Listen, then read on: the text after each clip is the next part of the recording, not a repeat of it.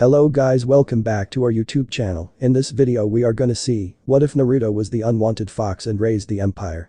Part 1. Huge shout out to CharitysSongbird for this story. If you want more awesome fan fiction like this, don't forget to hit that subscribe button. So without wasting any time, let's get into the video. How long had it been going on now? An hour? 2, maybe a day? I guess it doesn't matter. I can't believe it. After everything, I'm still just a fox to them. My team Sasuke, I brought him back and now I'm here, thought the blonde boy as he looked down at his own mud-splattered feet, his orange pants already in ribbons from the fights only a day previously. He hadn't had a second set to change into at the hospital. Luckily he had another black shirt to cover up the scars now decorating his chest, but his orange pants were still a wreck. The fights. Oh right, the mission first. That big guy Choji sure showed him, and then that one girl and the bone guy. I guess Granny was able to help Lee after all, man, and it turns out Gaara showed up. I guess it's a good thing I brought Granny back, she's pretty cool when she's not drinking. These thoughts brought the faintest of smiles to his face, even as tears brimmed at the corner of his eyes, trailing down over the bandages upon his face, to drip silently down to the floor, even as the figures around him continued to debate. Their voices growing louder with each moment as the battle over him intensified. Everyone, we all made it back, and now this. I didn't even get to say goodbye. I don't want to leave them. Everyone, I don't want to leave, shuddered the boy as these thoughts continued to swirl around in his mind, his face contorted into a look of pain, even as his body throbbed from the wounds that had only been patched hours before. As the boy's thoughts continued their assault above him upon a raised platform, a blonde-haired woman was slamming her fist once again into the stone structure, sending a web of cracks down it as she yelled again at the assembled group before her. I don't care if you think it's too dangerous, Konoha does not sell out one of our own. Roared Tsunade, her brown eyes flashing dangerously as she glared around at the council before her, each steadying themselves against the impressive waves of killing intent washing off of her. This is not a matter of selling anyone out, Tsunade, and you know it. Konoha has suffered too many losses after the invasion. 2 of that group infiltrates us without effort and drove off our elite without even straining themselves. Called an elderly-looking man, his spectacles face drawn into a hard look.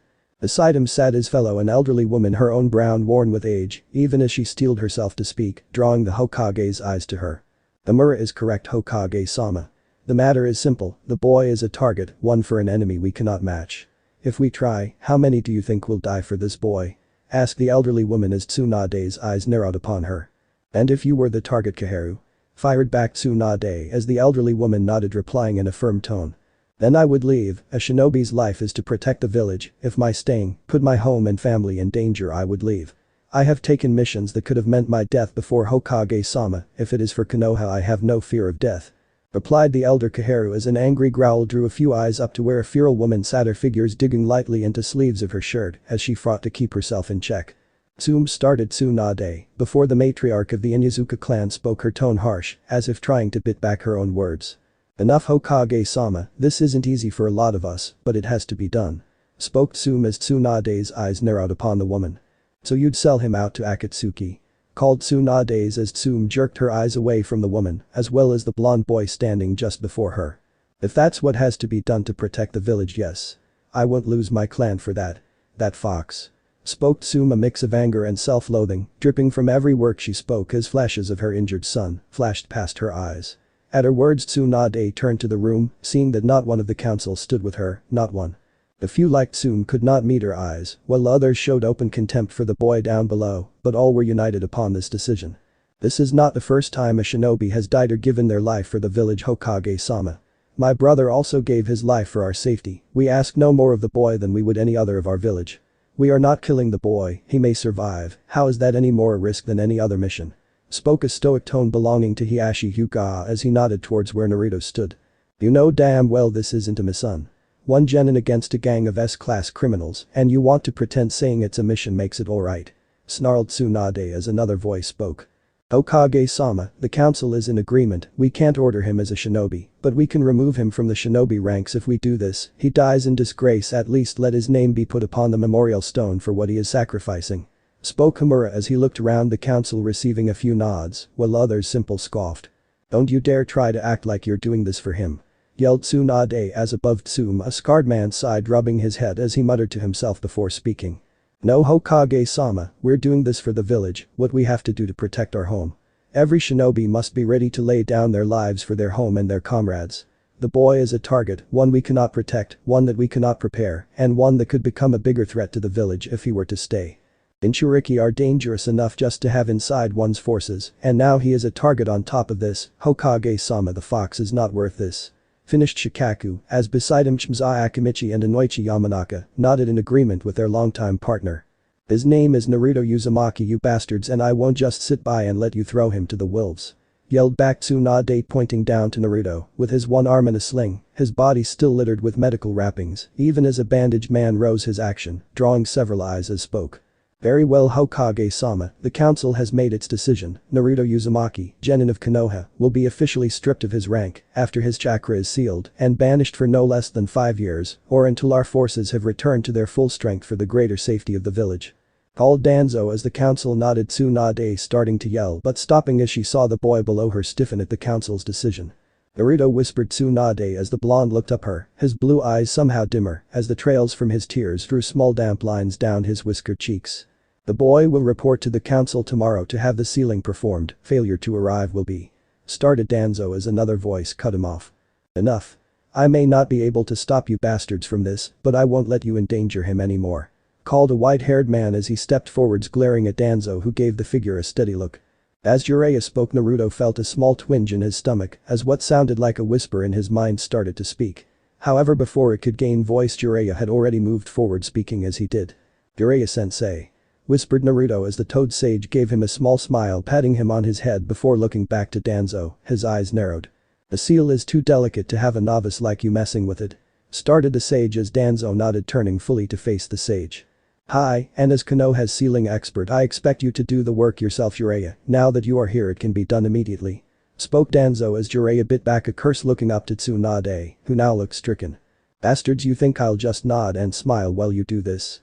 Spat Jiraiya as he laid a hand gently upon Naruto's shoulder, pulling the boy closer to him. Above him the fight in Tsunade finally gave out as she slumped into her chair, gazing around at the council as Danzo continued to speak. No, Jiraiya, I expect you to honor your commitment to Konoha and this council. This is the will of Konoha and you will follow it through.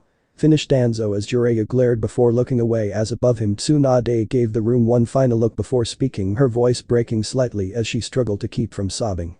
Jiraiya, come to my office now. Naruto, you as well, this council is dismissed. Finished the blonde as the gathered shinobi and elders nodded, pushing themselves up and slowly filing out of the room, none looking down at the blonde boy who stood silently beside the two sages of Konoha. Those bastards. Roared Tsunade as she flung her desk into a wall, smashing the wooden frame more than a foot into the solid stone and causing an Anbu to try and dive out of their hiding spot, only to be caught by the Hokage's chair that impacted the masked figures with a loud crunch. As the Anbu flopped to the office floor unconscious, Naruto and Jiraiya moved a bit farther from the raging blonde, both fearful of getting caught up in her rage. Shizune. Called Tsunade as her assistant standing just a foot or so behind her scanned the room before nodding. That was the last one, Lady Tsunade. Spoke the black-haired woman as Tsunade smirked, looking around at the wreck of an office where the 5 hidden Anbu now lay unconscious, each accidentally hit by one of her projectiles in the course of her fit. Well, that was effective. Chuckled Jiraiya, moving over to prod one Anbu lightly with a foot before turning to see Shizune already dropping to kneel beside Naruto, pulling the boy into an embrace as Tsunade focused upon the sage. This is not a time for jokes, Jiraiya, we need to plan this out. That council isn't getting their way with this. What were you thinking? If you hadn't spoken up they wouldn't have been able to seal him. That was our last hope. Spat Tsunade as Jiraiya raised his hand defensively. Tsunade, we both know they would have tried anyway, and Naruto would have been in even more trouble. I didn't have a choice. Called Jiraiya as he lowered his hands, turning to look down at Naruto, who blinked up at him.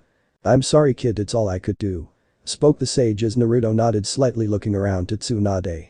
It's okay sensei, you both did everything you could, but why are they doing this?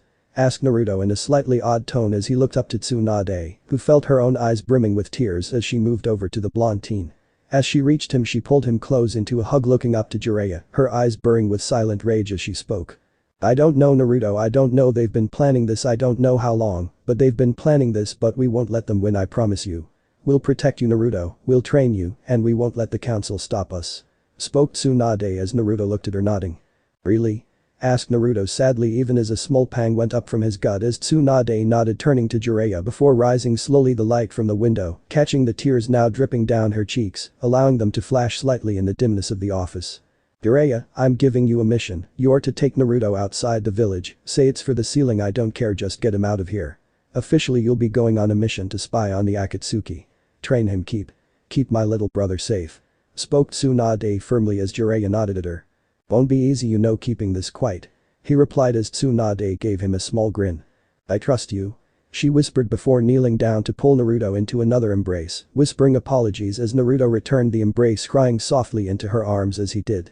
After a time the two finally broke apart, Naruto finding his emotions for some reason easy in check as he stood before her. Don't worry, Tsunade. Spoke Jiraiya, stepping forwards out of the light provided by the window to stand beside Naruto, his hand dropping down to ruffle the boy's blonde hair. I'll make him ready to take your chair when he gets back. Smiled Jiraiya as despite himself Naruto found himself smiling along with his sensei. Hi, just you wait, I'll make them sorry for throwing me out. Smiled Naruto as Tsunade gave a watery smile as the two disappeared in a flutter of leaves and wind, leaving Tsunade and Shizune in the destroyed remains of her office. You'll be alright, Lady Tsunade. Assured Shizune as Tsunade nodded, trying to keep from letting her sadness grip her again. Slowly she moved over to a cabinet that had survived her assault, pulling out a bottle as she did. Lady Tsunade. Started Shizune before the blonde woman cut her off with a look. Don't try it, Shizune, I'm getting drunk and there's nothing you can do to stop me. Spoke Tsunade as Shizune sighed, shaking her head slightly. I wasn't going to, can I have some?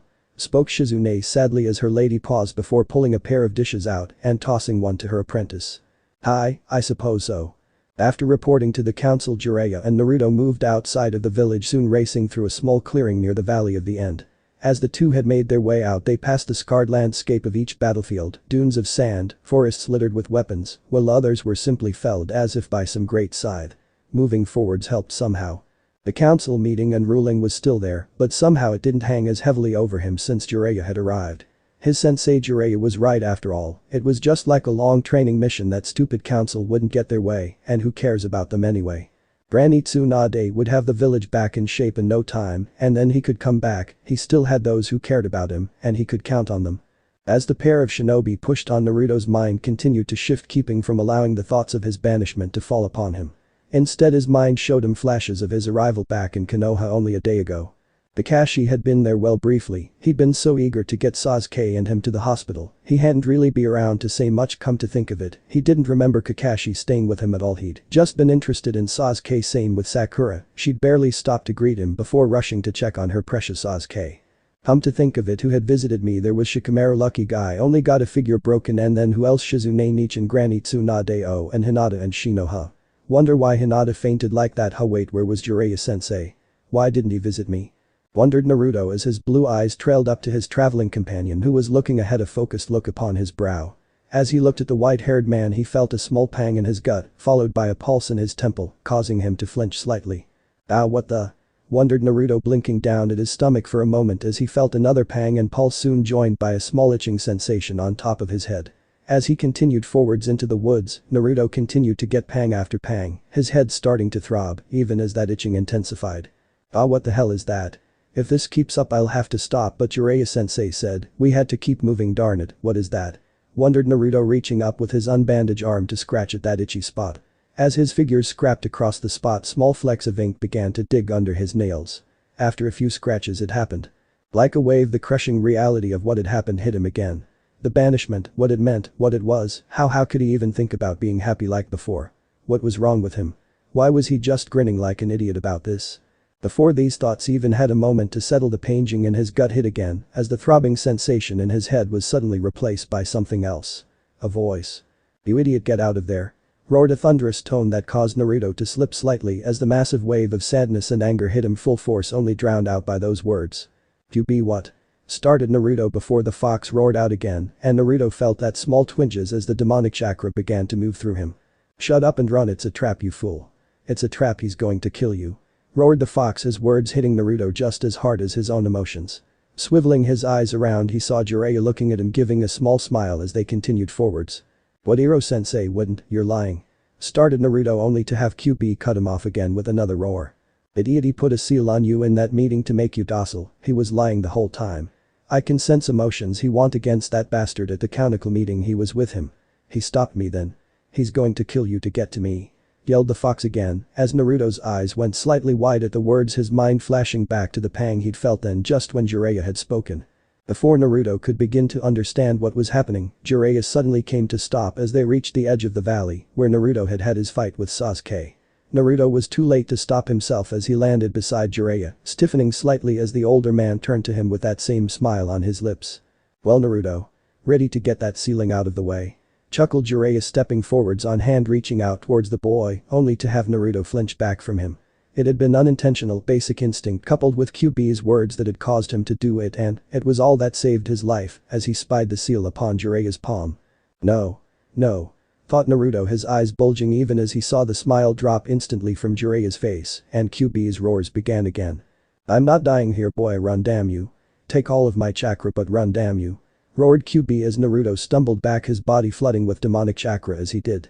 Without pausing, Jiraiya sprang forward, swiping his hand at the boy again, only to hit empty air as a cloak of chakra sprung up around Naruto, allowing him to fly backwards from the sage's grasp, even as 9 wavering tails of chakra exploded out of him, his eyes becoming slitted as his form took on a feral appearance. "QB, I guess that seal wasn't enough," spat Jiraiya as he readied himself, his words hitting Naruto like a physical blow. "You're why?" called Naruto, his voice oddly feral as the QB continued to scream at him to run. But he had to know why Jiraiya was doing this.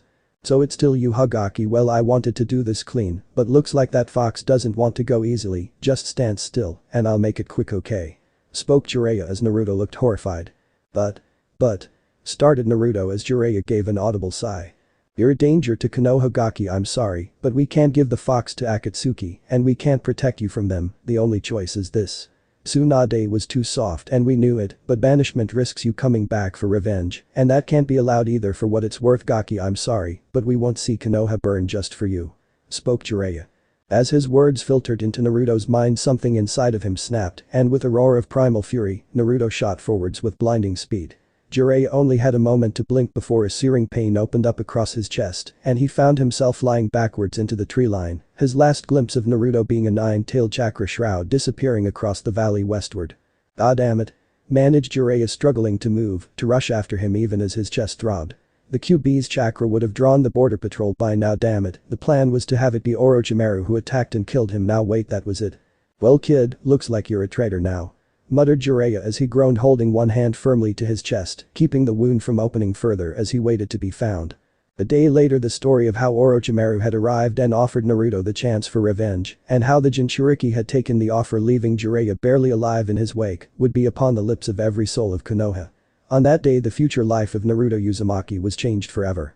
It was a few weeks later that found Naruto stumbling through the deserts of Suna, with only his shattered thoughts and the fox for company. "We're lost, you know," spoke the fox lazily as Naruto gave an annoyed groan as he forced his chakra to remain even on his feet so he wouldn't sink into the sand. "For the last time, no, we aren't. We're going to Suna, that's west and in the desert. This is exactly where we want to be," shot back Naruto as the QB snorted. "West and in the desert? Oh well, that solves everything now, doesn't it? You've never been to Suna, you stupid meatbag. If it wasn't for my chakra keeping your body fed, you'd be dead by now," spat the QB as Naruto sighed as he came to the top of a dune, only to see another on the horizon. For a moment, Naruto just looked out across the dunes, his mind flashing over his life in one horrible river of pain. The orphanage, the glares and whispers, his teammates hate, the villages, Kakashi, Sasuke, Sakura, the council, Jiraiya, everyone. Slowly Naruto sank down onto the dune, his feet pushing into the warm sand as he allowed fresh tears to fall from his eyes. It was too much, just too much. "What again? Honestly, when are you going to stop crying about this?" grumbled the fox as Naruto growled. "Shut up," muttered the teen as the fox gave a snort. "What was that? I couldn't hear you over your blubbering meatbag," snapped back the fox as Naruto glared down at his own stomach. "Shut up, you stupid fox. Why, so you can go and feel sorry for yourself some more? You're wasting time and my chakra with your pity parties. Well, my life is ruined, I can't go home, my sensei betrayed me and I'm in the middle of the fucking desert, my life sucks." "How like you even know the meaning of the word ruined? Try being used like a weapon for some red-eyed bastard twice, and then sealed with your body speared to a stone, and then ending up in a sewer for over 50 years. Then come crying to me," spat the fox as Naruto stopped the fox's rant, catching him off guard. "What? Never mind, meatbag, you're wasting my time," snorted the fox as it tried to cut the connection, only to have Naruto's mind keep it open by force. "Just tell me, you furball, or I'm not moving from this dune." called Naruto as he folded his arms, plopping himself securely into the desert sand. For a few moments QB seemed willing to just let the boy sit there and sink into the sand. "Ah, fine you idiot, but I'm not doing story time while you sit on your ass, get moving," roared the fox as Naruto, despite himself, found a smile playing across his lips as he pushed himself up and started moving forwards. It was a wonder what winning an argument with a legendary chakra fox could do for one's mood. As Naruto set off down the newest dune and Kyuubi began his story back in Konoha, the days after Naruto's betrayal had been chaotic at best. The border patrol had found Jiraiya not long after Naruto's escape, the QB chakra having been like a beacon to draw them in. Fortunately or not, by the time they reached the man, he had already passed out from blood loss and was rushed back to Konoha for medical care. It had been a day before he had been conscious enough to spin his tale of how Orochimaru had set upon them and how he had offered Naruto the chance at getting revenge on the village. Tsunade's heart had seized when Jiraiya had told her of what had happened, how Naruto had turned on him using the QB's chakra to attack him before racing off with the snake. If Tsunade had not just spent the last half a day trying to save the sage's life from the demonic chakra of his wound, she wouldn't have thought it possible, but the wound left little doubt that Naruto had attacked Jiraiya. When the council had demanded answers, Jiraiya had again spun his tale, only the elders and Danzo knowing the truth of his mission. Before the day was out, Naruto had been placed as a missing nin in the files of Konoha, with an A rank threat level. Despite the council's pleas, Tsunade refused to put a kill order out on the boy, yelling that if the council hadn't forced them to act, the boy would never have gone to Orochimaru, and that she wasn't going to kill the boy for their mistake. So against the council's wishes, Naruto was entered as a retrieval order only. What Tsunade had not expected, however, was for the council then to announce to the village at large of Naruto's betrayal and his status as the Jinchuriki of the QB. When Tsunade had demanded to know why she shouldn't have them killed for breaking the third's law, the response was simple. If he was now a danger to the village, their forces had to know what they could be running into. Looking out across the villages as the announcement had been made, Tsunade watched firsthand as those few who had supported Naruto had gone from shock to anger at the council's words, and seeing this, Tsunade's heart broke again as she turned to march back into her office, where she had been ever since. Inside the Hokage's office, Tsunade sat behind her desk, her head upon her folded arms as she shook with sobs, whispering apologies to the boy who had been like a brother to her. "I'm sorry, Naruto-kami, I'm sorry," whispered the blonde, reaching up to grab a bottle laying upon her desk and tearing off the top to get at the sake within. Beside the desk sat Shizune, much like her lady, in a state of open depression, sipping at a bottle of her own, even as she tried and failed to find words to help with Tsunade's pain. If I'd fought harder, he," cried Tsunade as Shizune moved over to hold her lady. "We will find him, Lady Tsunade, we'll find him," managed Shizune as Tsunade's brown eyes turned to her red from weeping.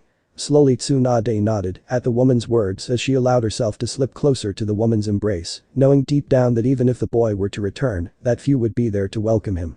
At the same time, across the village within a small training field, one of the few who would have welcomed Naruto back was even now watching as those who had been to boy's friends were discussing the blonde's recent departure, her wide pale eyes struggling to keep the moisture from escaping them. "I can't believe it, he was the fox all along," muttered a feral boy looking over to his stoic teammate, whose face was concealed by his oversized coat.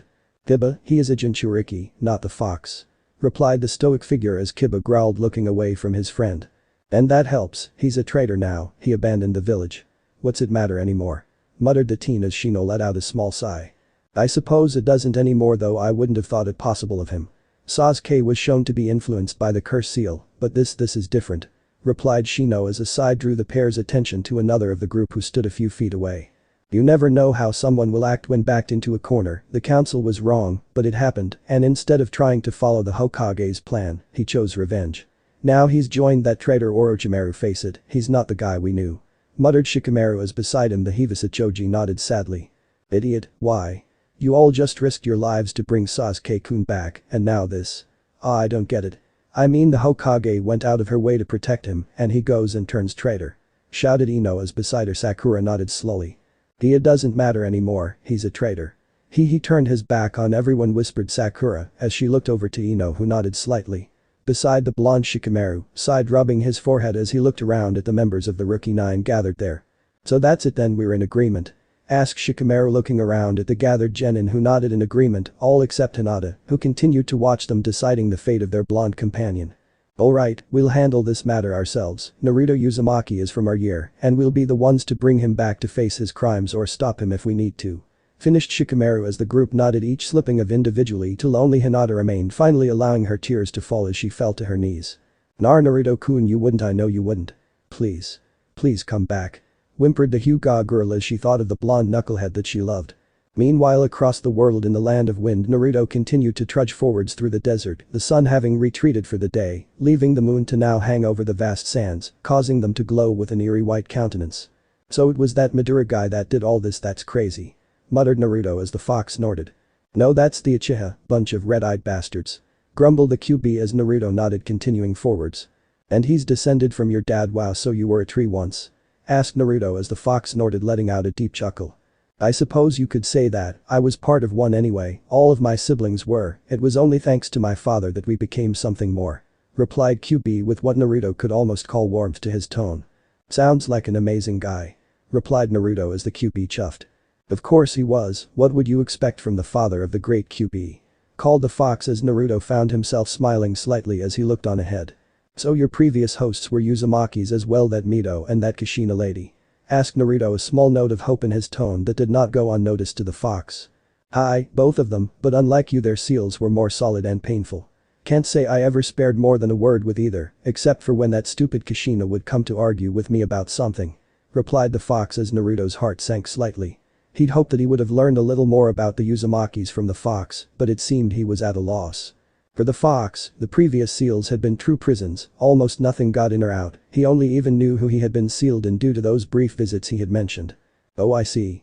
Still, at least you're willing to speak with me, I guess that's something better than the other Uzumakis.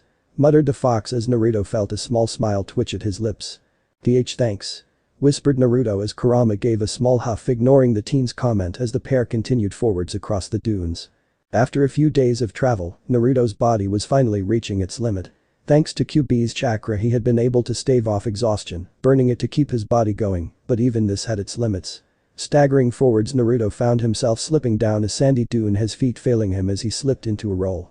As the teen's body banged down the embankment, he could vaguely hear QB's annoyed cries, but even that was somehow distant. My body so tired, just a little nap, you just a nap. Thought the boy as his body finally came to a halt, his eyes drifting shut, their last view being of some kind of green that he couldn't quite place, prompting one final thought before darkness claimed him. Wow, what's a tree doing in the desert? As Naruto's consciousness faded, he could not know that at long last he had reached a land that none had traveled to since the days of the first Hokage. Lying against the border of the desert upon a small patch of grass that was the entrance into the land of the West, long since lost to the elemental nations. An unknown amount of time passed Naruto by as he lay unconscious. Vaguely he was aware his body was moving at times, but everything was a blur at best. Finally, after what felt like an eternity, Naruto found himself coming into consciousness again, his eyes blinking the blurriness away as a soft light touched his eyes. Ugh, mumbled Naruto, noticing how dry his mouth had become as his eyes drifted around, taking in where he was lying. It was a small room, simple most would call it, but warm in its own way. A few small bits of furniture were scattered around, giving it a live feel to it. Pushing himself up slightly, Naruto found himself lying in a bed, the heavy quilts laying upon shifting as he sat up. Where? Muttered Naruto. Well, look who's back. QB. It looks like you passed out on the edge of the desert. I told you we weren't going the right way. Added the fox in an I told you so tone that caused Naruto to groan. You whatever. Muttered Naruto, pushing himself out of the bed, noticing as he did that he was dressed in only his boxers. As his feet touched the ground, a small noise drew his eyes around to the door, where a figure stood blinking at him, her hands held up to her mouth covering it as her yellow eyes met his. Naruto suddenly became very aware of his dress, letting out a small yell of embarrassment as he pulled the quilted bed top to cover himself, blushing slightly as he looked across at the woman in the doorway, who waved now, giving an almost mocking smile at the boy's actions, idly brushing a few strands of flowing green hair from her shoulders that fell down her back, hugging her rather impressive frame. Against the white dress she wore. Who are you? Called Naruto, trying to hide his embarrassment as the woman gave a small laugh, moving into the room and taking a seat not far from him, still giving him a slightly annoying smile. It's common to give your own name first, Gaki. Also to be dressed before addressing a lady. Chuckled the woman, her tone slightly mocking but in more amusement than anything else. Still blushing slightly, Naruto looked around the room, spying his cloths folded beside the bed on a small end table. What followed was a rather comical period where Naruto tried to get dressed while keeping himself covered by the blanket, causing him to fall several times, drawing a few chuckles from the green-haired woman that watched him. Finally Naruto was dressed, noting as he pulled on his shirt that the tears and holes seemed to have been patched so that he at least was no longer dressed in rags. Well, that took you some time, though I will admit it was rather entertaining. Chuckled the woman as Naruto gave her a small pouting look that seemed to only entertain her all the more. Well, you could have looked away. Called Naruto as the woman chuckled again. And I could have left you to die on the edge of the desert. I chose to do neither. Chuckled the woman as Naruto paused. You saved me? Asked Naruto, drawing a smile to the woman's lips. That is, did, now your name if you don't mind. Called the woman as Naruto gave her another small pout before speaking. Fine, I'm Naruto Uzumaki. Called Naruto as the woman nodded.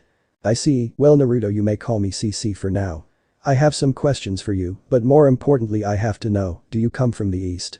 Asked the now identified CC, her words catching Naruto slightly off guard. The east? What does she mean?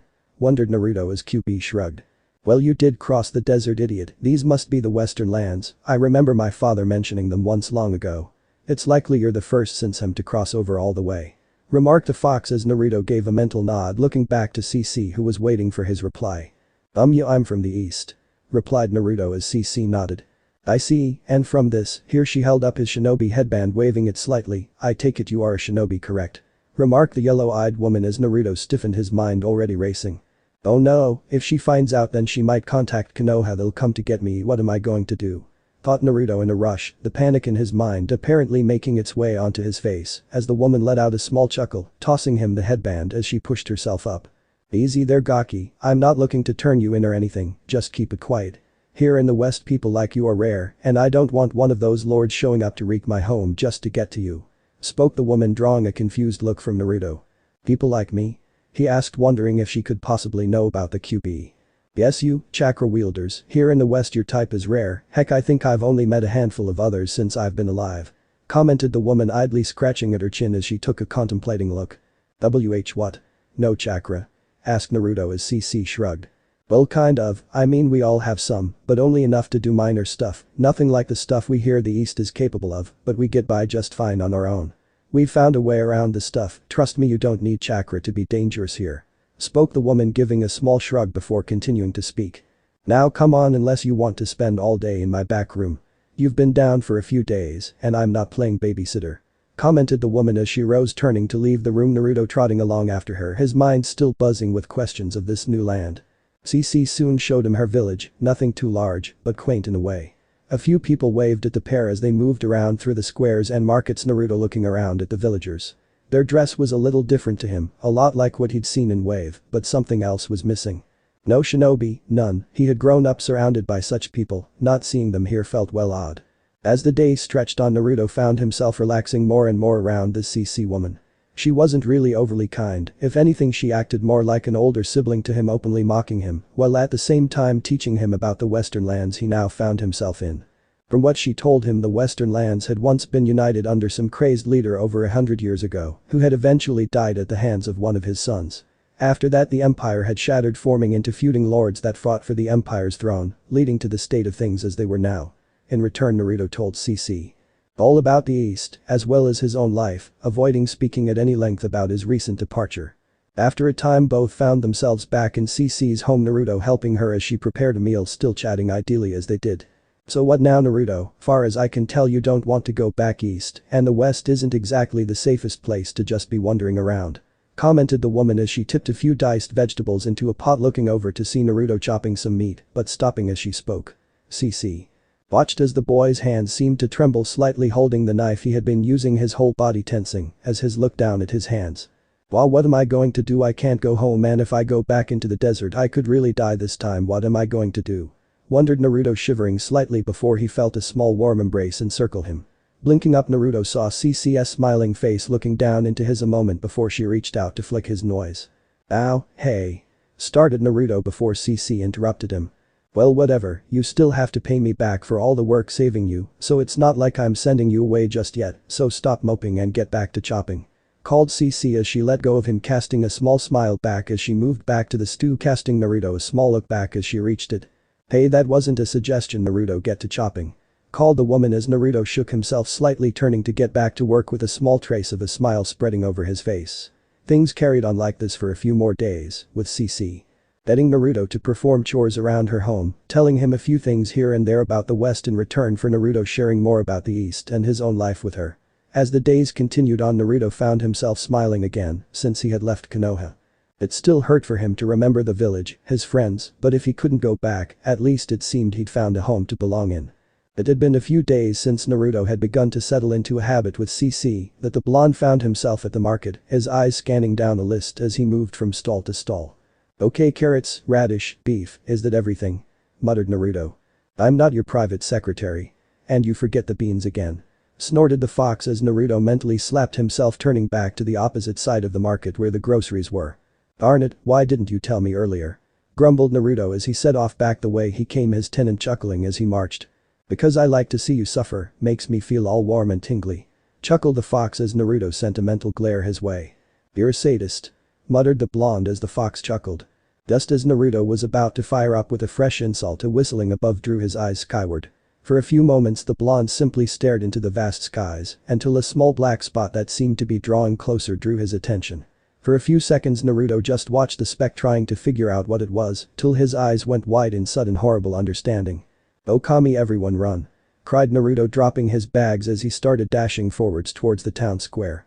Around him several people stopped, looking towards the boy they had come to know over the past week before looking skyward to try and spot what he had. One by one people froze in horror before cries rang out as what appeared to be several armored figures connected to some kind of bright yellow gliders came into view. As they swooped lower, Naruto spied the armor they were wearing, his heart racing as he recognized a few of the symbols upon it. "Ah, that looks like the armor that Dodo guy from Snow wore, but why is it here?" called Naruto as he saw the small group of flying figures dip down large rectangular cannons in their hands, all trained down upon the village. A second later, with a sound of grinding metal, a storm of metal started to rain down from the airbound figures, sending up a blast of dust and stone as they raced across the square and shops, drawing cries of fear and pain from those below.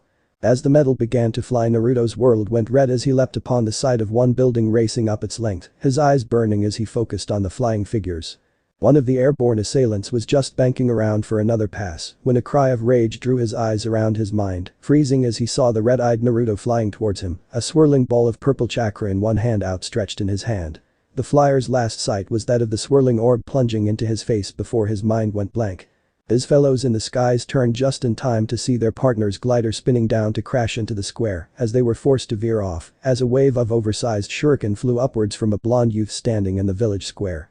As the remaining flyers swerved back into position, their cannons trained on the boy, a series of pops behind them drew their eyes around. A wave of smoke met their eyes as the blade flung towards them exploded into copies of the boy, each now pelting down at them. Before the flyers could manage to avoid them, blonde blurs crashed into their gliders, clawed hand digging into the steel as they impacted. Soon each of the flyers were tumbling down to the ground, their occupants either roaring in anger as they tried and failed to fling the attacking clones off of them, or already silenced by a well-placed kunai. At the same time, Naruto was already moving, leaving the small group of flyers to their fate, his mind racing as he pelted down the road towards CC home, panic tearing at his insides like a ravenous beast. As Naruto came out of the town proper, he turned just in time to see CC's home now ablaze, a great hole torn into its side with several of the same armored figures from the square scattered about, lying motionless around the area, while still others stood around, their cannons pointed outwards, a few taking notice of Naruto as he came into view. Seeing this, Naruto's heart froze. "CC!" cried Naruto, rushing forwards towards the home, the armored figures' cannons tracking over towards the boy, even as he brought his own hand up into a familiar hand sign.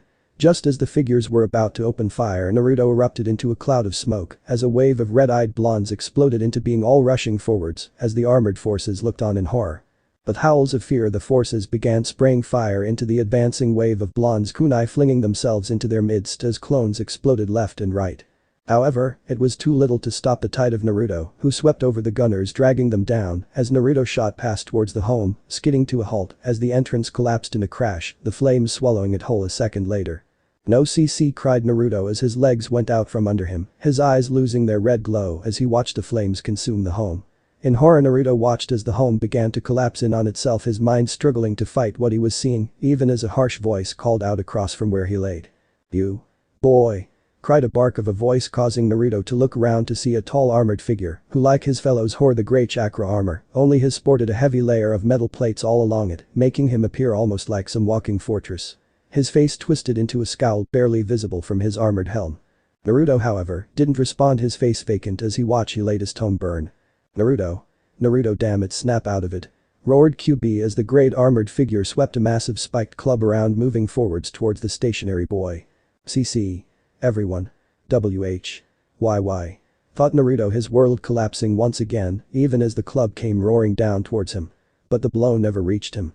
There was a grinding of metal as the massive weapon was forced back, even as a wide armored figure stepped past Naruto, a long straight blade coming around, flicking through the air gracefully, as the armored man let out a howl of pain, a crimson line opening up across his armored chest, as he fell back a few steps cursing. "You!" roared the man, his hand reaching up to try and press his wound closed, even as the newest arrival looked down towards Naruto. The boy's eyes had gone wide at what he was now seeing. The figure before him stood in armor as well, only different from what he had seen. For one, it was bright white and more form-fitting, though heavy interlocking plate still covered it, only showing small flashes of black and blue at the joints, where the knees and armored shoulders hung just enough to allow for movement. However, that was not what drew Naruto's eyes, it was the wave of green hair leading up to a familiar face that drew his eyes, even as a familiar smirk looked down at him. "Honestly, I send you to do shopping, and here I find you playing with these idiots. I take 1 week away from the lines and you get nothing but trouble," muttered the armored maiden as Naruto's eyes welled up with tears. "CC," he cried as the armored woman gave him a small smirk. "Of course, like a little fire would be enough to stop me. I told you that we of the West didn't need chakra to be dangerous," chuckled CC as she turned, lifting her blade again, its tip pointed towards the armored figures, as her eyes flashed dangerously. Naruto followed her movement, his eyes falling upon the long straight blade, unlike the curved blade he had seen in the east, its tip aimed directly at the figure before them. "Bitch, for my lord, you will die here and your pathetic forces will follow," roared the hulking figure as he swung his weapon up one again. Before he could even manage to lift the weapon fully, CC had already moved her figure, almost seeming to vanish into a blur of white as she sprung forwards, her blade outstretched. Naruto watched in awe as she flew forwards, her speed reminding him of what he had seen Lee once accomplish back in his own village. Before the figure could even recognize the attack had begun, it was over, as CC's blade punched clear through his armor, the point forced out his back as a wave of crimson exploded out of him. With a quick flick, the blade was back out and CC had skipped back a few steps, allowing the armored figure to collapse as she turned, still smirking, to see Naruto's stunned face. "What's the matter, Naruto? Never seen a woman fight before, though I suppose I am still incredible to behold," commented the woman, flicking her blade before sheathing it with a sharp snap so that it hung at her side. As she marched back over to where Naruto sat, she was suddenly bowled over as the boy flung himself forwards with enough force to bring her down, his arms wrapped around her as he cried into her armored chest, catching her off guard. Thou. I thought you were," managed Naruto between tears as CC sighed, looking down at the boy and moving so that one armored hand rested lightly upon his head, her fingers running gently through his hair. "Hi, I understand, but I can't go anywhere yet, beside you still owe me," chuckled CC as Naruto gnawed into her form, not releasing her from his grip. After a time, Naruto had managed to calm himself enough to start asking what was happening. However, before he could get his answers, a small army of armored figures had arrived, all sporting armor more similar to CC's, and rushing to find her. As Naruto watched, he saw them rushing about tending to the injured, while others gathered the weapons and armor of the fallen forces, all under the watchful eye of CC. As the day came to an end, Naruto found himself seated in a large tent across from CC, who had finally removed most of her armor and was now facing him in the same dress she had worn when they had first met. "So I'm guessing you want answers, right?" asked CC as Naruto nodded, causing her to smirk slightly. "I thought so. Well, remember me telling you about those fighting to reclaim the kingdom?" asked the woman as Naruto nodded. "Good, seems you can listen," chuckled CC as Naruto gave her an annoyed look that only seemed to amuse her all the more. "Anyway, I just happen to be the leader of this particular group you see," started the green-haired woman, gesturing out of the tent towards where a large force of armored figures were milling about. "Then you're trying to take over the country?" asked Naruto as CC shrugged. "I suppose that's one way to put it. Really, I, along with several others, simply became tired of the constant conflicts taking our homes. Most of those out there are from places just like that town, caught up in a war they didn't ask for. For us, the only way to keep from dying for someone else's stupid war is to end it ourselves," remarked CC. As Naruto nodded slightly, looking over at her armor for a moment before looking back to her. "So those guys," he started, "were there to raid the village. It was just bad luck it was where I had gone to recover, just like it was good luck I found you at the edge of the desert," replied CC as Naruto nodded. "See, can I stay with you?" asked Naruto as CC gave him a contemplating look. "I wouldn't be against it, Naruto, someone like you is a game changer for our forces," The major powers have been gathering chakra wielders and forcing them into their armies for a long time.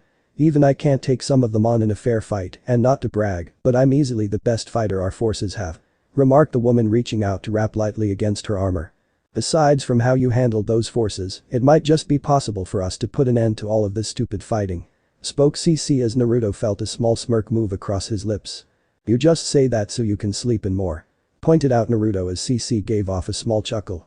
"Maybe so. What do you say, Naruto? Want to help me liberate the West? Who knows, you might even pay off your debt to me along the way," finished CC as Naruto found himself grinning in reply. "I'll do it," called the boy as CC rose. "Well then, let's go and meet the troops. After all, you'll be the first chakra user they've met that hasn't tried to kill them," spoke CC as Naruto hopped up to follow after her and out into the camp. He may have lost his future in the East, but his future in the West was only just beginning.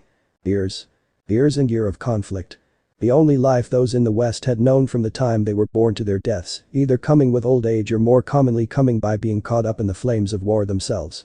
It had been over 100 years since the ancient times of the first emperor, who had aimed to claim the world itself as his prize. The man had led his country to ruin across as many battlefields as he could find until his final breaths were silenced. What he left behind was a broken land, a warring land. The land Naruto now fought to unite. Inside a large military camp, a tall figure made his way forwards through the tents, men and women halting in their tasks to snap off salutes or calls out greetings that the man returned as he moved among them. As the figure stepped between the campsites, the firelight reflected off of his crimson armor. The layered suit making the man appear as a mobile fortress, tightly packed chakra armor layered threefold before heavy overlocking plates were fitted on top, each layer containing a new wave of seals ingrained into every inch of the metal itself, with interlays of chakra metal for added effect. Despite the layers in play, the armor remained mostly form-fitting, with only the shoulders being slightly extended to hold storage for weapons and scrolls that complemented the armored figure's style. From the rear hung a hilt of a blade that looked as though it belonged to some massive blade, but only sporting the small point to it no longer than a foot. Despite this odd weapon, the armor itself made the figure look all but invincible, which was not far from the truth. In effect, it would take something like an S-rank jutsu to even hope of punching through the armor in a clear shot, and adding the chakra metal on top of that meant that despite its weight, the damage to the man's movement was negligible. The Westerners may not have had the power to fling fire and lightning from their fingertips, but they did hold the mightiest shields ever created. With the combination of chakra metal and seals, the West had found a way to store what little chakra they had into a viable source of power. The chakra armor had simply been the first step. No one outside of the West had seen the like of what now covered the man before them. Through small bits of the Western technology filtering into the East whenever a warlord sought to gain funding for his next campaign, but nothing like what was in play now. As the armored figure stepped past another fire, his armored helm turned, the smooth viewing mask showing a pair of glowing blue eyes that focused upon a few figures as the tail plume colored red like the tail of some fox waved behind the figure, brushing lightly upon his armored form as he made his way over to a long table. Scattered around the table, a few armored figures were in discussion, pointing every now and then to the large map laid out before them. The first was a woman in form-fitting white armor not unlike his own, sporting a small sea of green hair. Noticing his approach, she brought her usual smirk to her lips as she turned to face him. Beside her stood a rather unremarkable-looking youth, his form thin for someone in a military camp, draped only in a formal kimono. However, the brilliance in those purple eyes of his told anyone that he was not the type to do his fighting with force, nor did he need to. Across from the pair stood three others also covered in armor of their own, closer to what their fellow green-haired woman wore, as opposed to the Goliath that the red armored figure had. The first of these was a young woman, her features delicate, while still holding a power behind them that dared anyone to challenge her. Her hair fell just to over her armored shoulders that were the same shade of purple as her hair, except for the black breastplate and touches of gold around shoulders. If one were to watch, they would also notice that she continued to watch the woman to her left as though always on guard around her. The source of her concern was her opposite in only temperament.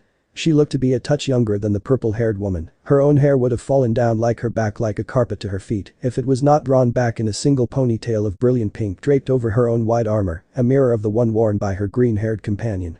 Unlike her fellow, her beauty stemmed from the overflowing happiness that seemed to simply drip from her as her blue eyes traced over to the approaching figure, her mouth turning up in a smile that could melt even the most frozen heart. The final member of the table was a red-haired woman who appeared about the same age as the purple-eyed man across from her own hair cut in short crop that left a few spikes to fall around her face that sported a perpetual look of confidence. Like her fellows, she was draped in armor, but unlike theirs, hers was colored a bright crimson, except for the golden chest plate and small touches upon the arms and legs where color gave way to a darker gray. As the armored man came to halt, it was the pink-haired figure that spoke first. "Naruto-kun, why do you always have to wear that helmet everywhere?" Came a happy voice, turning into a cute pout that drew a few chuckles from CC as the rest watched the figure reach one armored hand up to remove his helm, showing a mess of golden spikes hanging above two bright blue eyes and a rich smile.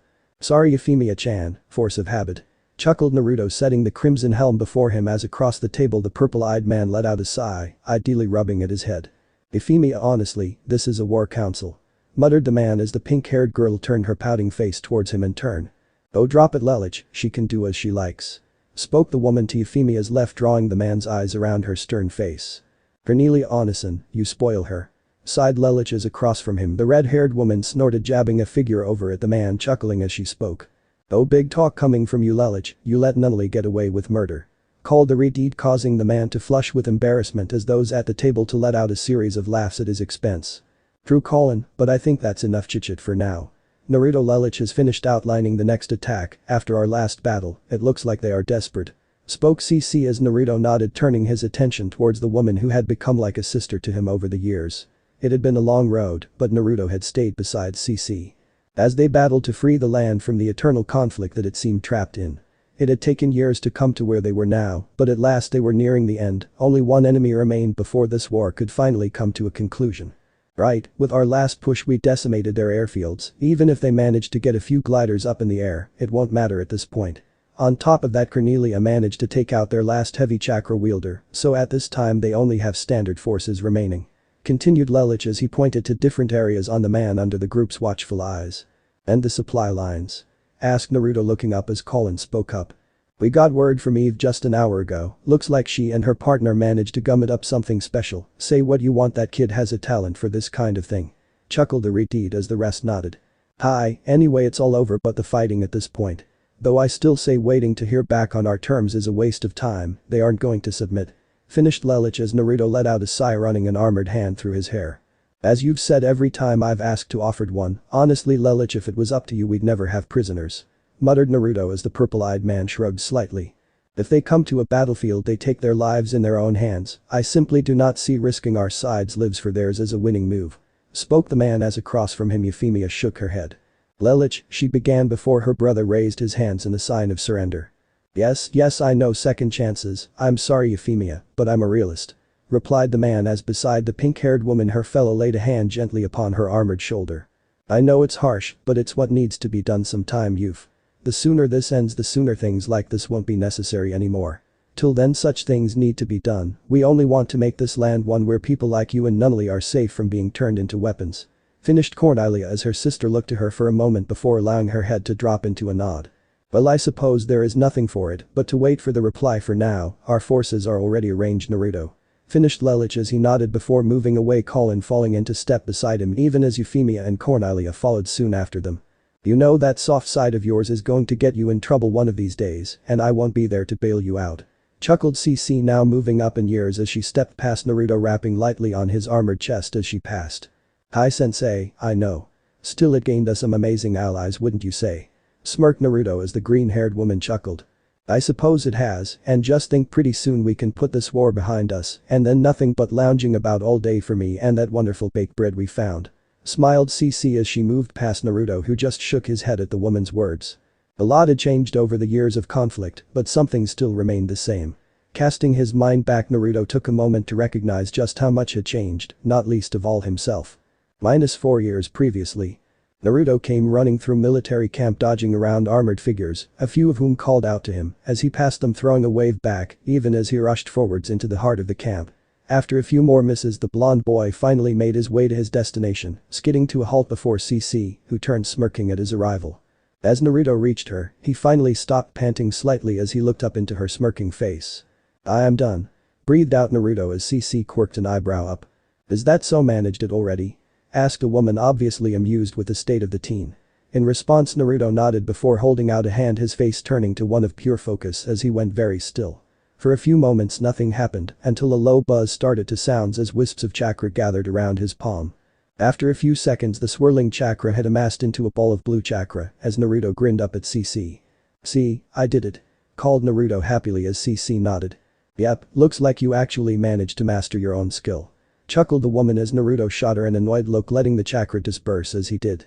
Hey, it's not as easy as it looks. Called the boy as the woman chuckled. I suppose not, but neither is my training. Still, I suppose you kept your end of the deal, so I'll do what I can. You start tomorrow. Finished the woman as Naruto threw up his arms, a wide grin on his lips. Yes, just wait, I'm going to be awesome. Called Naruto happily as he ran off back into the camp. Awesome, now I can start learning from CC sensei. This is going to be just as powerful as her. Thought the grinning blonde as inside his mind a deep rumbling chuckle answer him. I suppose it's better than watching you train alone. Honestly, you actually had to be told to master your own skills. Chuckled the fox as Naruto sent him a mental glare. Hey, it's not that easy, I didn't have a lot of help, you know. Shot back the boy, causing the fox to snort slightly. I remember, just keep in mind that you're working with me too. I'm not going to die just because you were too weak. Called the fox, causing Naruto to mentally smirk. As if you're stuck with me, partner. Called Naruto as he rounded a corner, getting a snort from QB in reply. The following days found Naruto being driven into the ground by both CC and the QB in his training. As CC explained to him, chakra users were rare in the western lands. Maybe 1 out of every 100 people were born with enough chakra to make them an effective fighter with it. Thanks to that, ceiling was the limit of most chakra use, and even that was mostly limited to protection towards armor or powering some of their creations. Oddly enough, it turned out Kurama was very knowledgeable about seals in general. He said it was one of the few things that the seal had allowed to filter through when he had been held in his previous hosts, just random information, but when the alternative was literally nothing, the fox had taken to learning it, if only to stave off the boredom. Couple that with the physical training that CC put him through, and Naruto was being run ragged nearly every day. In the meantime, the forces were always on the move. To date, a few skirmishes had broken out, but nothing large scale, and CC was careful to keep Naruto back from the lines till he was ready. She explained to him that since chakra users were rare, they were also valuable, and in most cases collected like tools, and then trained to enter into warlords' armies. If Naruto was caught, it was likely he would suffer a similar fate. Still, that didn't mean that chakra wielders were necessarily the strongest warriors either. This was shown to Naruto on several days where he lay panting on the ground after a round with CC, the woman smirking over at him from her position. I don't get it, how can you be so strong without chakra? Managed Naruto, panting as the woman chuckled at him. How? Same as everyone else training, even with our limited chakra our bodies are capable of excelling, and without any abilities to distract us, our only focus can be our styles. In fact, if you ever see a chakra wielder on the battlefield, be sure that they will have a guard with them at least as powerful as myself. Chakra wielders work in pairs, the guard making up for the lacking of the chakra wielder and vice versa. Lectured CC as Naruto blinked up at her from his position on his back. Oh. Replied Naruto as he tried to catch his breath. Relax, Naruto, you won't be seeing battle for a long time, not until I say so anyway. Called CC as she pulled her blade from the earth, pointing it at Naruto. Well, get up and go again. She called as Naruto groaned, pushing himself up, QB laughing at his discomfort. -2 years from that time. Over the years, Naruto found himself steadily becoming a force of destruction thanks to CCS and QB's guidance, but even that had not prepared him for the first time he had taken to the battlefield. He would remember it till his dying day, as their forces charged down the hill, armored figures at its base rushing forwards too from some kind of defense before they reached them. Naruto was beside CC, his newly fitted armor gray like the regular forces, but sporting a few more plates like the one CC's armor had, causing it to still feeling a bit heavy as he raced to keep pace with the white-clad woman. The target was a supply convoy headed towards a fortress within the neighboring lord's territory. As they flung themselves down the hill, Naruto's eyes had traced across the convoy as figures rushed here and there trying to prepare before they were engaged. They weren't fast enough. The first lines crashed into one another, CCS forces carving forwards and into the convoy as the crash of metal rang out, accompanied by the occasional explosion or rattle of a kunai launcher went off. Above, their gliders swept past spraying waves of steel down into the defenders, moments before their own forces overtook them. As Naruto moved ahead, he swung an armored fist around, crashing it into a figure who had tried to bring a kunai launcher to bear on him. With a sickening crash, the man was flung back through the air into a carriage behind him, causing the whole thing to shift and fall, spilling crates that burst to reveal more of the kunai cannons. Focus, Naruto. Called CC as she swung forward, slamming her blade into an armored figure before raising an arm up to protect her face as a wave of kunai shot towards her, glancing off of her armor as she rushed over to attack the shooter. Naruto was about to follow after her when an explosion caught him, flinging him off of his feet and forwards to skid across the earth. As he came to a halt, Naruto turned to fall into a roll, coming up to his feet in time to see the last vestiges of green lightning fading from where it had impacted behind him. Looking up, Naruto was just able to spot a figure standing atop one of the carts that seemed to be moving some kind of green lightning between his fingertips. The figure was dressed in what Naruto could only describe as an armored kimono, his hair spiked back even as the lightning gathered around him, giving him the look of a madman. Before he could even take in what he was seeing, the man had thrust his hands forwards as a wave of lightning larger than any Naruto had ever seen slammed into the earth before him, carving its way towards him. At the last moment, Naruto flung himself out of the way as the wave continued, catching a few unlucky figures in its wake, drawing shrieks of pain from their throats. "What the hell?" cried Naruto as inside QB let out an angry roar. "Idiot. Don't question, just fight," cried the fox as Naruto jerked left, avoiding another trail of lightning, grabbing a kunai launcher and firing a small wave of projectiles up, only to see the figure catch them in another wave of green lightning before flinging them back at him. "But how's he doing that? I've never seen Chakra do that," cried Naruto as another wave of lightning rushed past him. "Never mind, just close in on him," cried the fox as Naruto sprang forwards, his hands shifting before a moment later the area was full of armored teams rushing the man. As lightning continued to crash down at him, Naruto waved in and out of the blast, his clones attempting the same, but vanishing as the trails connected with them. Meanwhile, Naruto was already pooling his chakra into an orb of blue and red chakra that hummed in his hand as he raced towards past battling men towards his target, dodging here and there to avoid the odd attack. "Beat this," cried Naruto as he finally closed in on the figure, leaping into the air as he pointed his open palm down towards the figure, the ball of red and blue chakra fidgeting for a moment before blasting off like a cannon. The figure below attempted to raise a defense, but before he could, the orb reached him, and with a thunderous explosion, the man as well as the cart he had been standing atop vanished into blast of smoke and fire. As Naruto dropped back to earth, he was almost too late as a massive blade came swinging around towards him. A heavily armored figure had rushed Naruto the moment he had closed in, only just reaching him as he hung in freefall, unable to avoid the incoming attack. "Shit," cried Naruto as the blade neared him. With a clang of steel, the blade caught him, cutting into his armor and drawing a strangled cry as he was flung to the ground, skidding as he hit. Looking up, Naruto saw the armored figure now rushing him, his massive sword raised for a second strike.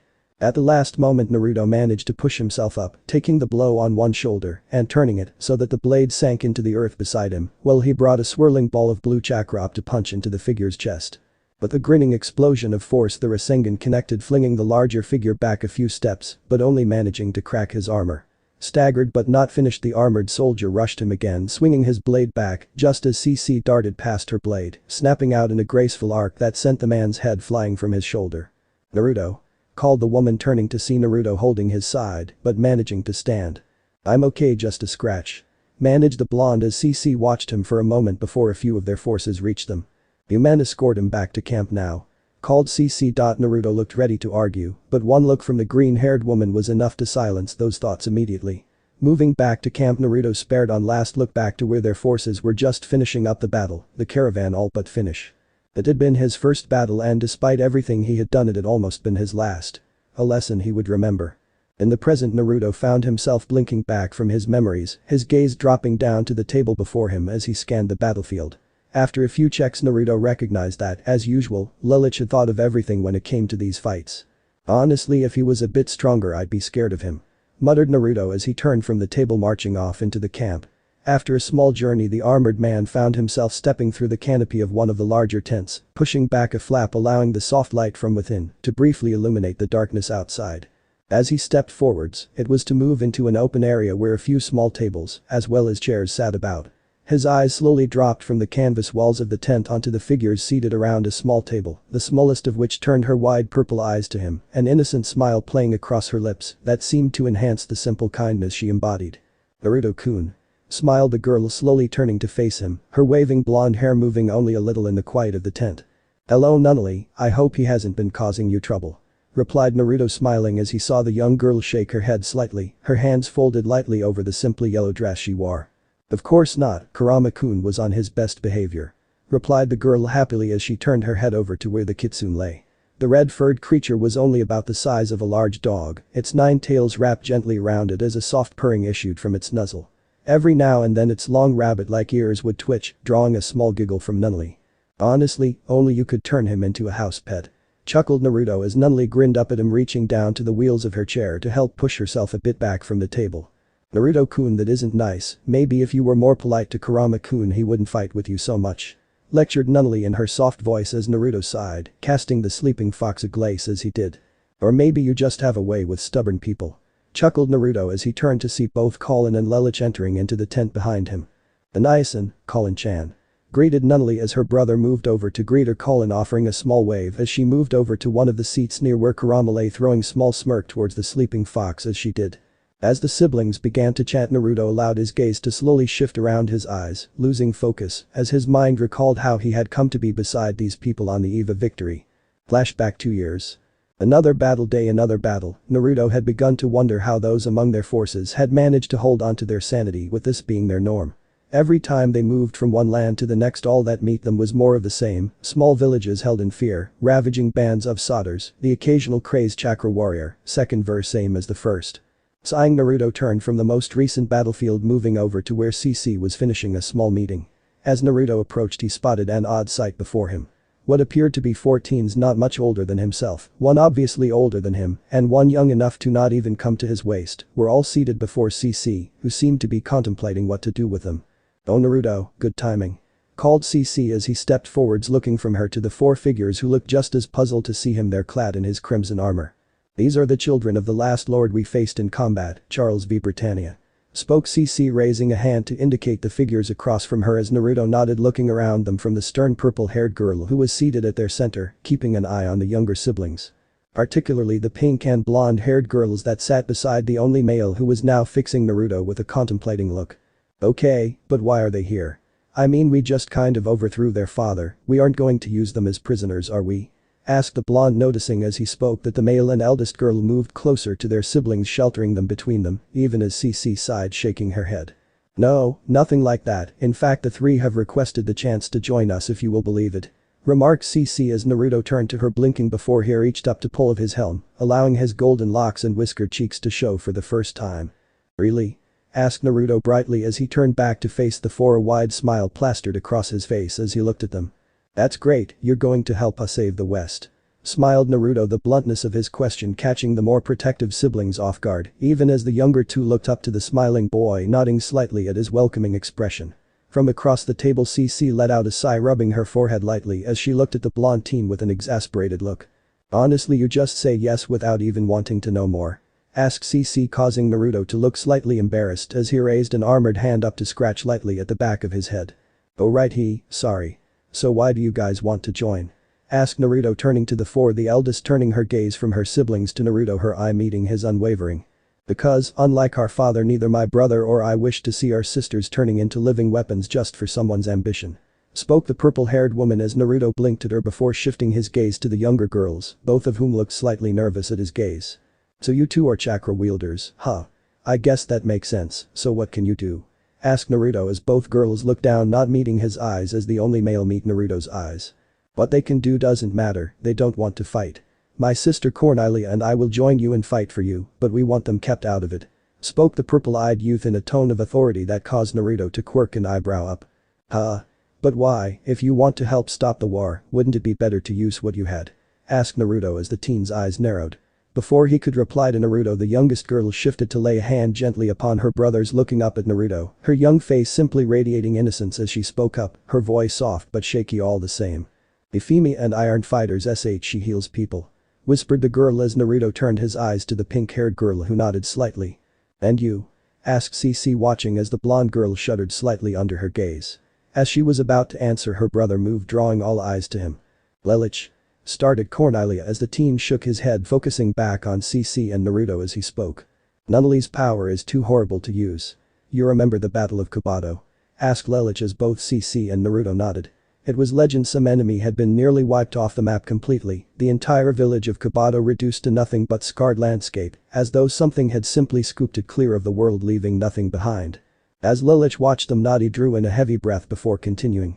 "Our bastard of a father was responsible, he forced Nunnally to use her ability by threatening my death," whispered the teen as both CC and Naruto looked over to the small girl sitting between her siblings, shaking slightly as tears built in her eyes. "I am sorry, I didn't want to," she managed as Euphemia leaned in, pulling her close, even as CC and Naruto looked at one another for a few moments. "Very well then, you have my word that I will not force either Nunnally or Euphemia into our forces. For now I'll have someone escort you back into the camp." "Colin," called CC as a red-haired figure moved up around Naruto's own age, giving the group a quick look over as she turned to CC. You boss. Called the girl informally as Naruto chuckled. Colin had joined up after the last village they had liberated. Something of a natural in the art of combat, but lacking a few of the social graces, she had worked her way up the ranking rather quickly and found herself sparring with Naruto more often than not nowadays. Please escort them into the camp and find them quarters. Called the woman as Colin threw up a small salute, moving over to the group. Well, come on, we haven't got all day. Called the redeed as the group stood, Lelich moving behind Nunnally to begin wheeling the girl away, trading annoyed looks with Colin as he did. As the five departed, CC turned smirking to Naruto. Well, we're just collecting beautiful girls left and right, I better watch out or my student's going to become a deviant. Chuckled the woman as Naruto blushed at her words, causing her to laugh as she pushed herself up and moved off into camp, leaving a flustered Naruto behind. Maybe getting yourself a vixen wouldn't be so bad, at least it would be entertaining. Commented the QB as Naruto shook himself. Oh, shut up, Kurama-sensei, called Naruto as he turned back into the camp, the massive fox sniggering at his reaction as they moved ahead. As Naruto once again came out of his thoughts, he was just in time to see Kurama stretching himself awake, his long tails billowing out behind him as he stretched himself upon the pillows before blinking around at Naruto with a bored expression. Well, you're late. Chuckled the fox as it moved over to sit beside Nunnally, how reach over to scratch it, drawing a small purr from the fox. At the same time, Naruto quirked an eyebrow up at him, adopting a small smirk that Kurama ignored. Nice try, Gaki, but this feels way too good to be embarrassed about. Oh, right there. Called the fox, letting out a happy purr as Nunnally giggled, keeping up her work as Lelich moved over sit beside Colin. So Naruto, what do you think comes after this? Asked Lelich as Naruto sighed, moving over to take a seat, giving a small shrug as he did. No idea really, I've just been following CC on this, come on, this isn't even my homeland. Replied the blonde as Colin scoffed. Oh, cut it with that already, if this isn't your home, then what is? Called the redeed as Lelich nodded beside her. I have to agree with Colin on this matter, Naruto, this land owes you a great debt, along with CC. It's your home now. Spoke the teen as Colin nodded. See, even Mr. Know-It-All can't tell you where you belong. Called Colin, getting an annoyed look from the teen as Nunnally giggled at the pair's antics. Colin and Lelich had always been like this, at each other over everything. It didn't hurt that Colin was also in charge of getting Lelich into any kind of shape that caused no small amount of tension between the pair. Despite this, as much as neither would admit, they had grown very protective of one another, Colin eventually volunteering to be the guard of Nunnally and Lelich. They're right, you big idiot, stop trying to live in the past, you've got enough of a future to worry about. Said Kurama as he moved over, swatting a tail against Naruto's armor as he moved past him, drawing a small smile to Naruto's lips. I guess you're right. Replied the blonde teen as the rest of the room grinned at him. After a small time, Naruto finally left, bidding the three goodbye as Kurama moved beside him, the pair heading out into the camp once again, getting a few waves and more than one solider tossing Kurama a leg of rabbit as they passes. As the pair reached the edge of the camp, they found themselves on the edge of a hillside, looking out over the side of hundreds of campfires all glinting in the moonlight. Thousands of men and women, finally ready to be free, stretching as far as his eyes could see. As Naruto came to a halt, Kurama stopping beside him as he idly chewed on a small bone, looked out as well, chuckling softly to himself. Have to give you and that CC credit, you make one heck of an army. Chuckled the fox as Naruto gave him a small grin. Hey, couldn't have done it without you, Kurama-sensei. Called Naruto as the fox puffed out its chest. Of course not, I'm the great QP no Kitsune. Called the fox as Naruto found himself chuckling. Yep. Chuckled the blonde as he allowed his mind to flash to the events just a year previously when Kurama had first found himself free of Naruto. Flashback 1 year. Naruto had come back, the most recent battle a little worse for wear, a chakra wielder using flames had managed to catch him off guard while he was busy dealing with his escort. The first blast hadn't made it past his armor, but the subsequent flow of pure fire had managed to slag most of the outer layer. Before things could get worse for him, Naruto had thrown caution to the wind, rushing forwards right into the flames, pushing through to bury a sword into the figure, cutting off the flame, but not before it had managed to punch a hole in his armor, allowing the flames to lick at his unprotected chest. Lying in the infirmary, Naruto groaned as above him Euphemia moved her hands quickly over his wounds, a steady stream of gentle blue chakra flowed down from her palms, seeping into his wounds, causing the skin to stitch itself together, as if by its own accord. Naruto-kun, what were you thinking? Called the pink-haired girl, small tears pulling in her eyes as she looked down at the whiskered youth who gave her a small pained smile. Wasn't. He managed as Euphemia shot him an irritated look. How many times does CC have to tell you, chakra users are dangerous, they aren't like the East. You can't fight them in their element, you have to work around them. Lectured the girl as Naruto groaned. She's right, you know, these people aren't like shinobi, they're one-trick ponies, but monsters all the same. Kind of reminds me of my siblings. Remarked Kurama as Naruto gave a mental sigh. I know, but figuring out a way around them in the heat of battle isn't easy. I mean, come on, how was I supposed to know he was a flame wielder? Thought Naruto as the fox chuffed. Was the massive towers of flame not a dead giveaway? Asked a fox, causing Naruto to concede, simply allowing Euphemia to complete her work. Kurama was right after all. The West may lack all the tricks of the shinobi world, but one thing they had was power. Just take Euphemia here, probably couldn't beat a genin in fight, but give her a patient and she put even Tsunade to shame when it came to healing. As Naruto was considering this, a small pang drew his attention back to his stomach as an odd tingling slowly spread across him. What the? Hey Kurama, what is that? Kurama. Hey Kurama. Called Naruto inside his head, only to be greeted with silence. Just as Naruto was becoming worried, he felt an odd tugging sensation, looking down to see Euphemia letting out a small start as something reddish-orange slowly pushed itself out of Naruto's now healed stomach before flopping over onto the ground beside his bed. Both teens stared dumbstruck as the thing, whatever it was, stirred, several bits of its moving around slowly as a familiar tone issued from it. "Ow, what the heck hit me?" muttered the thing, slowly rising and turning to face the two, who blinked down at it, shock written clearly across each of their faces. What they were looking at was, well, for Naruto at least, unmistakable. A mini Kurama was looking at him, looking just as confused as him at his new perspective. For a few moments none of the three moved before Euphemia let out a small noise, drawing both Naruto's and Kurama's eyes around to see her eyes sparkling like Christmas had come a day early. "Howie," called the pink-haired girl, excitedly scooping up the fox, much to its irritation, as Naruto just watched the event play out, completely lost as to what he was seeing.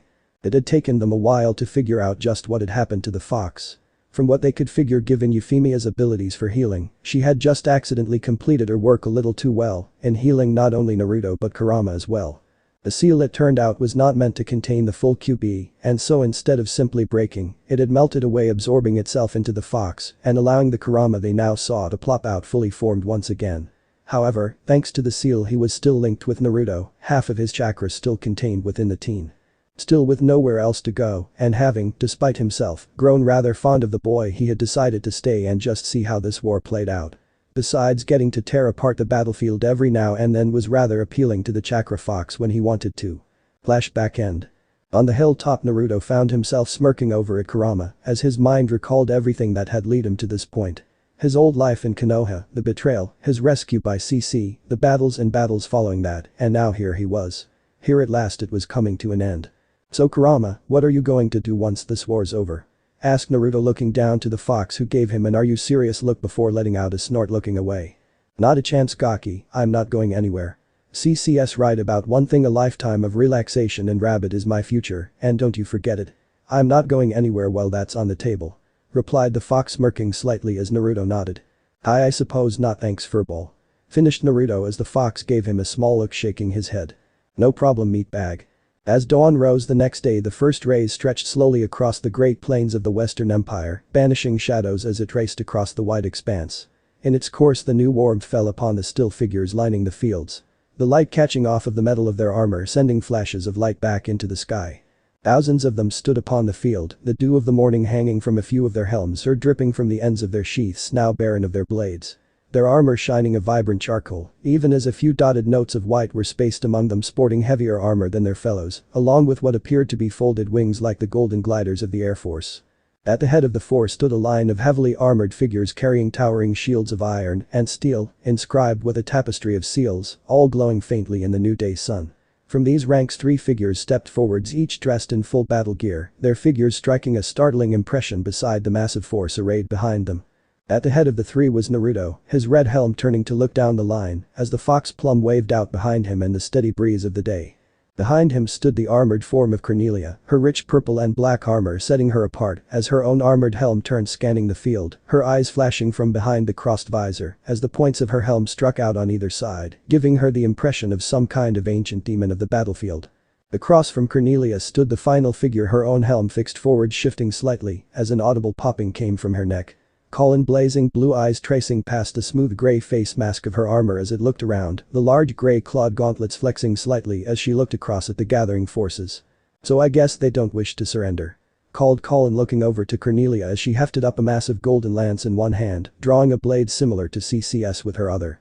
"Then they are fools, we haven't come this far to let such as them stand in our way," called the woman as she turned to see Naruto's armored hands reaching up to grasp the hilt of his own blade, yanking it free to point out towards the forces now massing before them.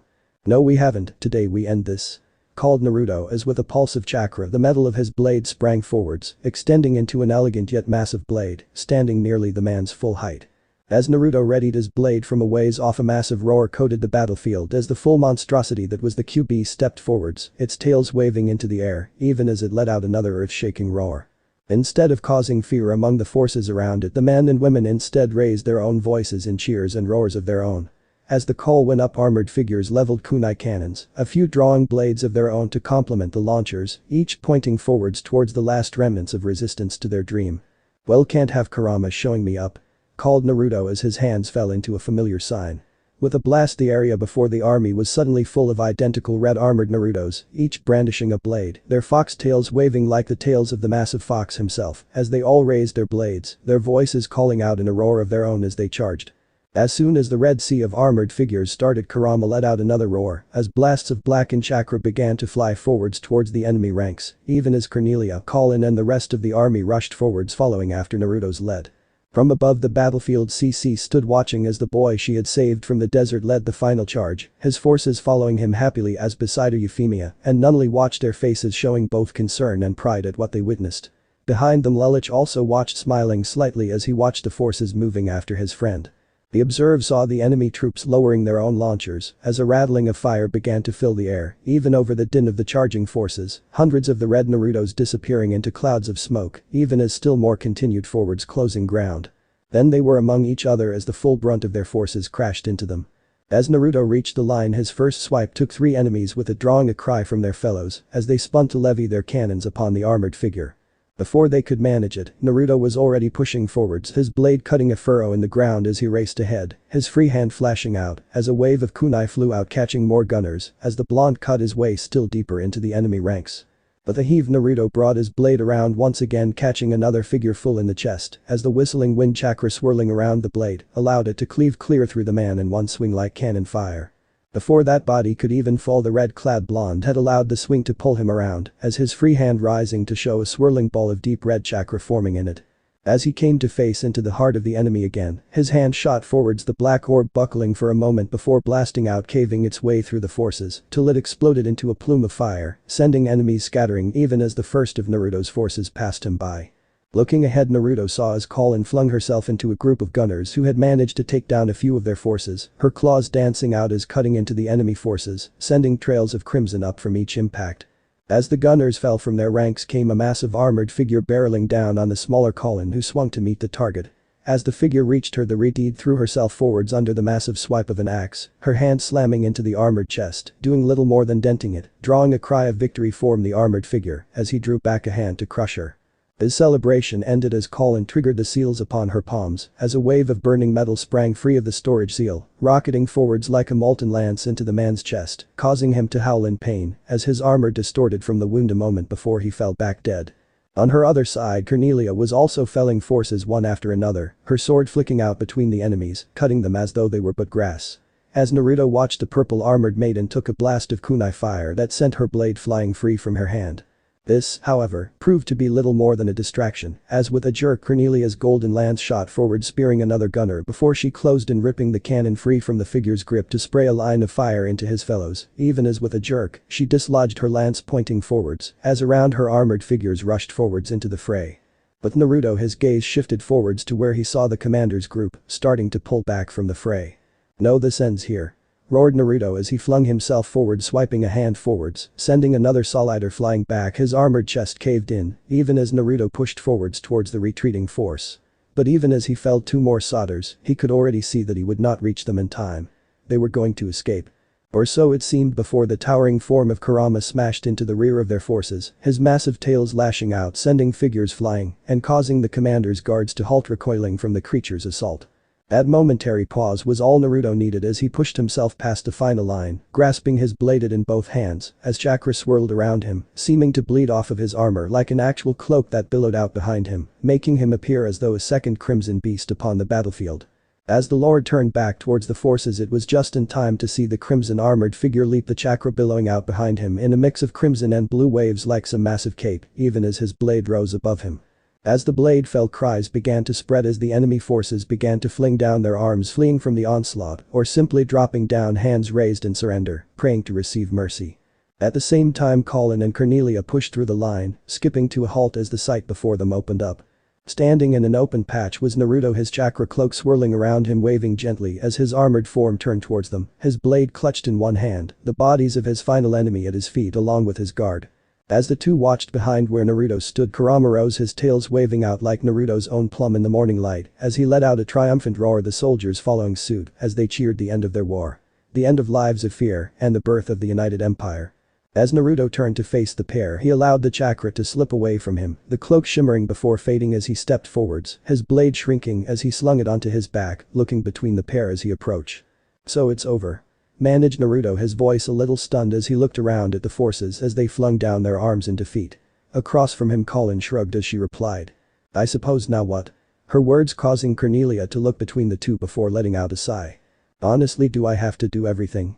Gather the medics, prisoners are to be disarmed, someone get me a status report," called the woman, turning from the pair and marching back to the forces as several snapped out salute before rushing to obey her, even as cheers continued to ring out around them.